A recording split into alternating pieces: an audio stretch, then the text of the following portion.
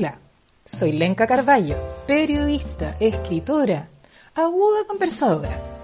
Tengo el privilegio de entrevistar a los protagonistas de la actualidad y plantearles mis preguntas. Algunas son divertidas, otras para reflexionar o directo al hueso. Porque conversar es un arte y estar informados un deber ciudadano. Bienvenidos al podcast de Lenka C.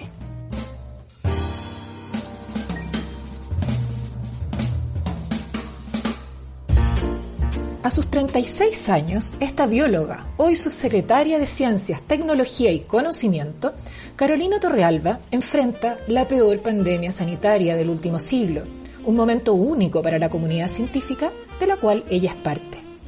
Pero más allá de su sonrisa y de sus ojos claros, Carolina Torrealba Ruiz-Tagle carga con una herida, una que rara vez se supera: el asesinato de su tío, Eugenio Ruiz-Tagle Orrego, a manos de la Caravana de la Muerte, y que marcó su historia familiar hasta el día de hoy.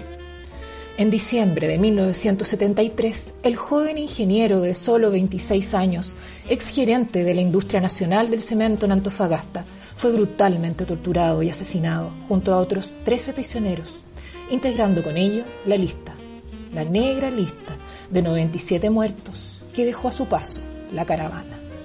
Su cuerpo tenía heridas de bala, los huesos rotos. Le habían arrancado las uñas de las manos y los pies. Tenía en el rostro profundas quemaduras. Le faltaba la nariz y un ojo. Durante años Carolina apoyó a la Concertación y hoy, como declaró en esta entrevista, es una orgullosa representante del gobierno de Sebastián Piñera y votará por el apruebo en el plebiscito constituyente del 25 de octubre, del cual es una entusiasta defensora. Soy Lenka Carballo. Bienvenidos y bienvenidas al podcast de Lenka C.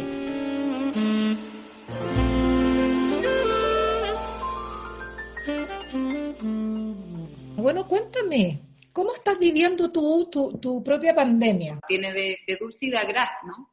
Tiene esta cosa de exigirnos tanto, de mandarnos tanto, de no soltar, de todo es urgente o de que...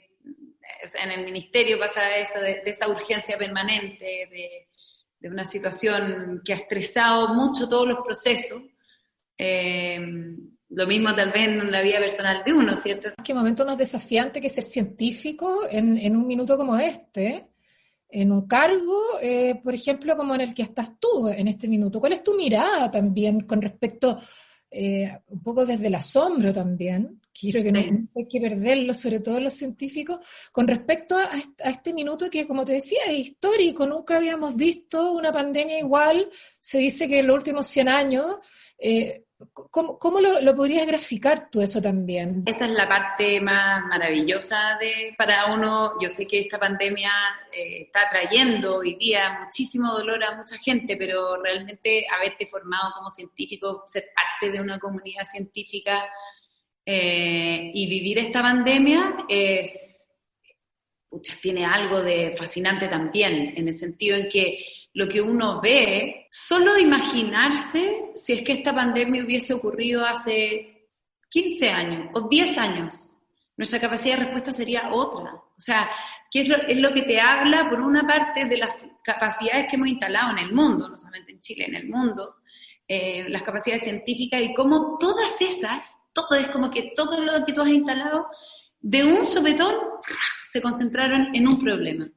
Y eso ha sido increíblemente vertiginoso, increíblemente vertiginoso. Yo te diría que había un cambio absolutamente paradigmático en cómo se hace ciencia, en cómo se comunica la ciencia, en cómo se difunde, que todavía no logramos entender el impacto que va a tener en adelante. Pero lo que sí yo tengo clarísimo es que como que no hay vuelta atrás.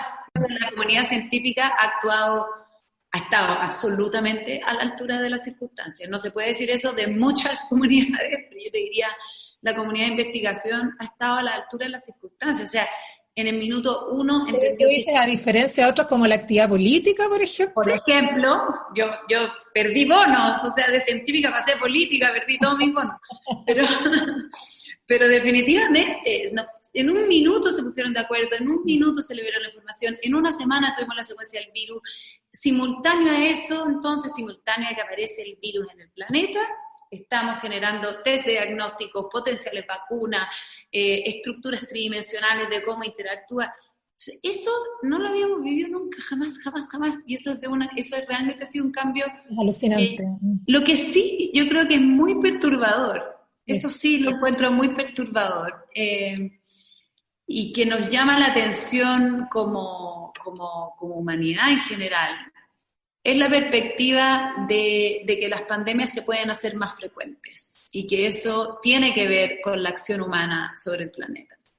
Y eso es algo que a mí sí me remueve mucho, porque lo que en el fondo lo que uno puede decir teóricamente cuando lo vive en carne propia, cuando hemos vivido como humanidad, como sociedad esta pandemia, pensar en la recurrencia de otras pandemias es aterrador, finalmente.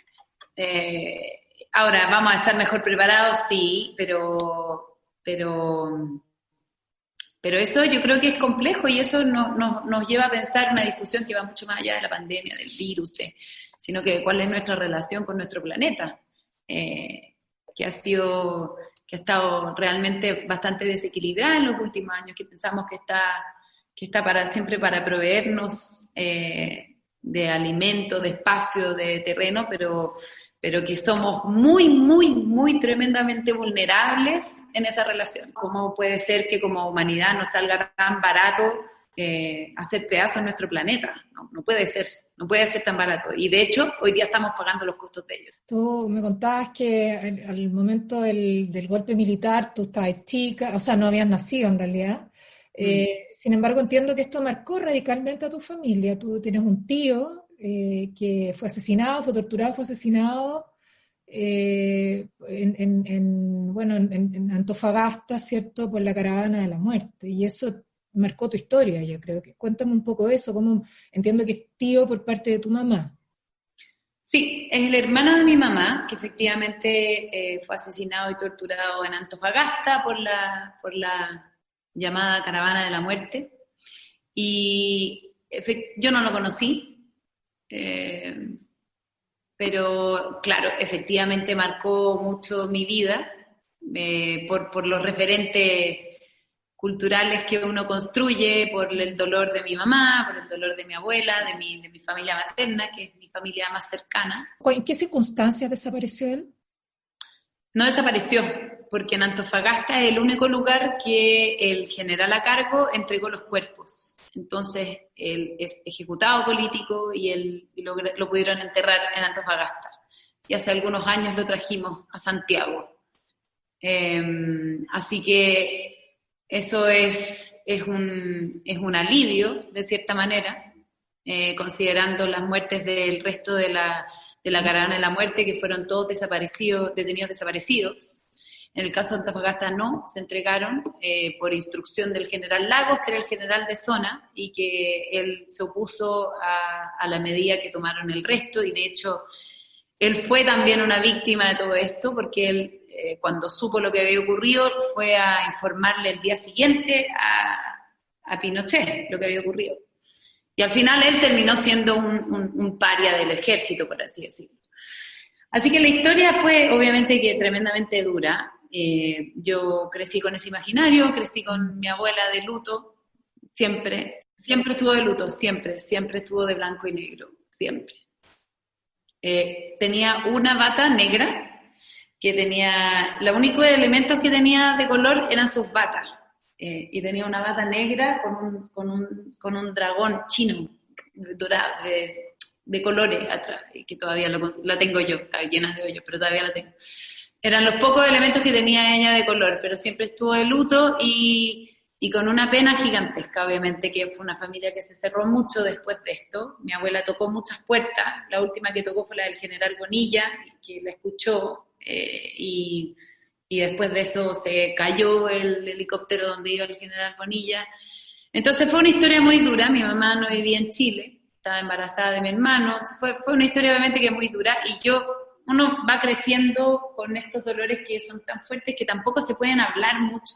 Uno va tomando ciertas pistas de lo que ocurre en tu familia y uno se va enterando de una manera casi como por señales, no sé. Tampoco era un diálogo, yo nunca hablé de esto abiertamente con mi abuela. Lo empecé a hablar con mi mamá, pero no con mi abuela. Mi abuela era un dolor que era mayor de lo que ella podía verbalizar. Así que sí, era una compañía en la que de repente habían como señales en torno a esto, pero mucho dolor y obviamente que nos marcó mucho como familia. Y con una sociedad muy polarizada también, en la cual era, no sé, ahí mi mamá jugó un rol increíble. Mi mamá es una mujer extraordinaria y jugó un rol muy importante en hacernos, en no encasillarnos en una manera de pensar.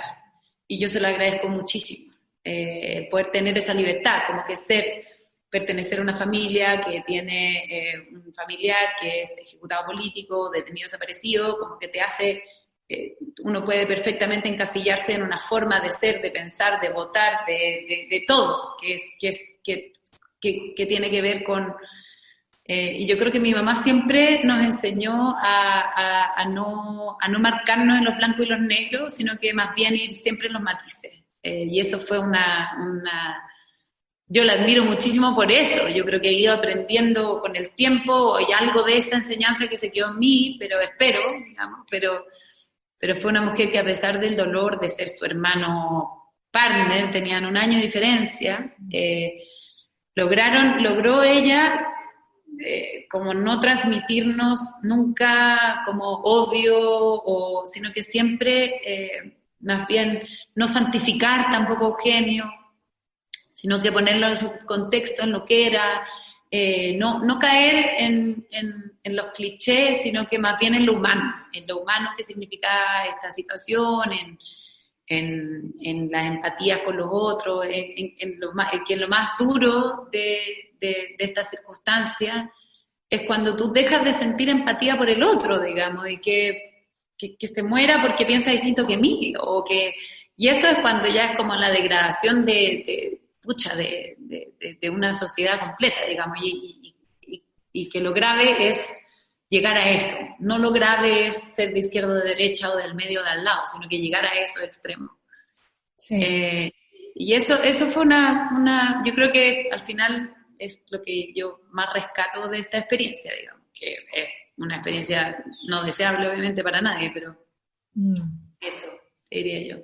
Bien brutal. Y tú dices, tu mamá jugó un rol, pero me imagino que eso generó también una identidad en ti que no era de derecha o más políticamente de izquierda, me imagino yo. Así es.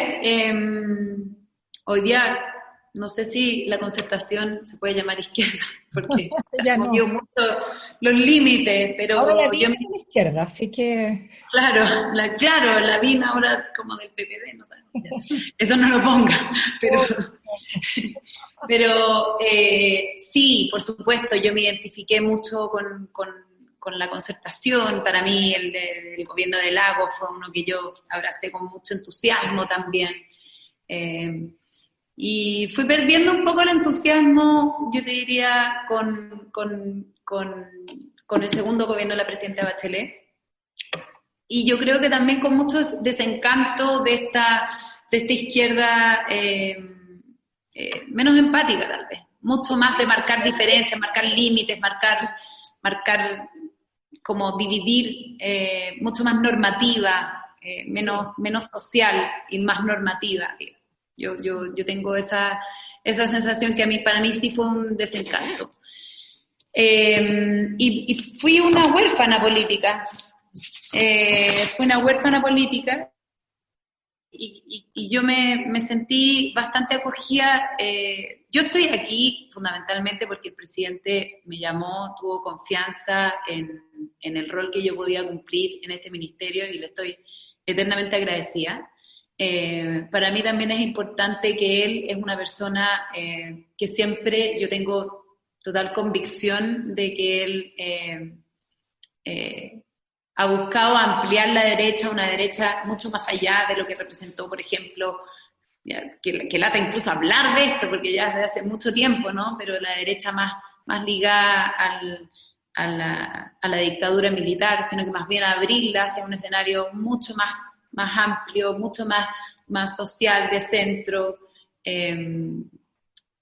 y con una total condena a lo que ocurrió con respecto a las violaciones de los derechos humanos durante la dictadura militar. Yo creo que fue bastante evidente en su primer gobierno. Y eso es lo que a mí también me convocó, y me convocó mucho, por supuesto, el tener la posibilidad de instalar el nuevo Ministerio de Ciencia. O sea, esa es la razón por la que estoy acá, digamos, pero en ese contexto político, digamos, pero a mí, obviamente, que me ha apasionado el tema científico, el sistema científico. Desde las células terminé encantándome en todo lo que era el sistema científico, y poder participar en su instalación fue una tremenda oportunidad que le agradezco, y agradezco también la confianza para poder estar acá e instalarla. Claro, pero tu sensibilidad política no creo que sea de derecha, más que nada por una razón profesional científica que está ahí en el gobierno. No, yo hoy día estoy en un gobierno de derecha y represento un gobierno de derecha y sé lo que eso implica. Y no estoy jugando a lo encubierto. Yo soy independiente, no milito en ningún partido, me costaría mucho militar, pero yo sí hoy día estoy representando un gobierno de derecha y no tengo ningún complejo con decirlo para nada.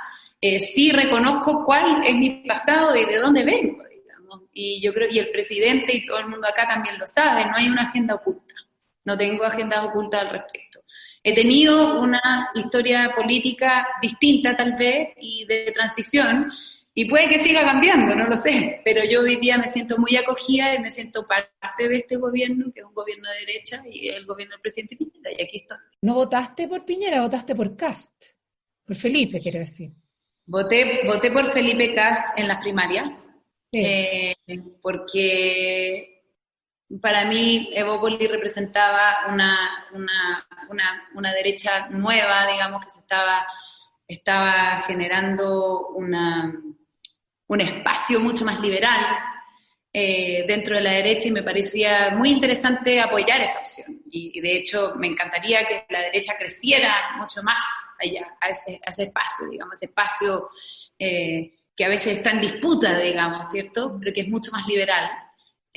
Así que claro, yo sí, efectivamente, en las primarias voté por Felipe Kast. Sí. Eso me parece siglos atrás, pero sí. En una vida anterior que no es tan lejana. ¿Y cómo ha sido asumido en tu entorno, el familiar, por ejemplo, esta trayectoria política tuya? ¿Ha sido suficientemente comprendido o ha sido incomprendida en algún momento? No, totalmente comprendida y apoyada, transversalmente. ¿Tu mamá He tenido un apoyo familiar muy, la verdad es que yo estoy muy agradecida del apoyo familiar transversal que he tenido en el rol político, así que no hay nada que pueda decir ahí al respecto, más que gratitud a los que me soportan en este rol. Todo lo que tiene que ver con el plebiscito y con la nueva constitución, a mí solo me convoca en cuanto a un relato futuro, en cuanto a cuál es la ruta que vamos a seguir para construir una nueva Carta Constitucional, yo creo que eso es algo que, ese es el espíritu que yo veo hoy día, capaces de tomar esas demandas sociales e instalarlas con fuerza en un relato futuro que nos identifique a todos como país. ¿Vas a estar entonces por el apruebo, me imagino, por lo que estás diciendo? Yo sí, estoy por el apruebo. El presidente nos ha pedido encomiablemente, ¿no? ¿Cómo se dice? Encomiablemente.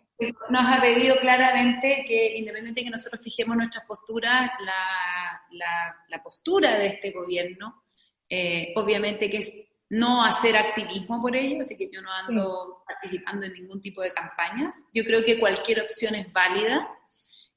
Respeto absolutamente todas las opciones y creo que todos estamos construyendo distintas alternativas de una conducción política para un país diferente. Ahora estamos en una transición, ¿cierto? Pero estamos viendo lo que está pasando en el mundo, los rebrotes, y no sé, pues, ¿qué irá a pasar de aquí al 25 de octubre?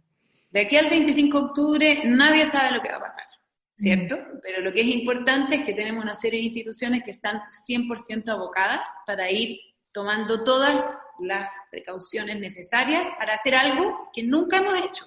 Sí.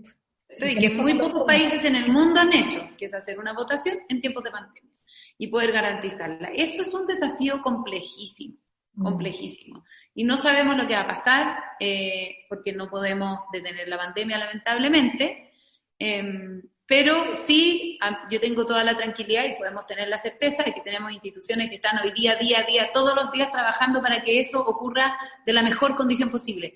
Va a ser el plebiscito más fácil de la historia, va a ser el más difícil, lejos, ¿ya? Pero es lo que nos tocó, de nuevo, es lo que me decías tú antes. Bueno, sí, pero estamos en pandemia, digamos. Yo nunca había vivido una situación así, entonces creo que tanto como representante de este gobierno, pero también como ciudadano a pie, es importante que pongamos estos contextos en la discusión, digamos, ¿cierto? Sí. Ya, Carolina, estamos con la entrevista, te agradezco mucho. Ya, Lenka. Muchas gracias, que estés muy bien. Tú también, gracias. Chao. Si te pareció interesante, quieres más entrevistas, conversaciones, conocer cómo son, qué piensan, cuál es la historia detrás de los protagonistas de nuestro país, te invito a suscribirte a mi canal de Spotify o seguirme en mis redes sociales en Instagram, Twitter y Facebook como @lencac. Soy Lenca Carballo y este fue el podcast de Lenca C.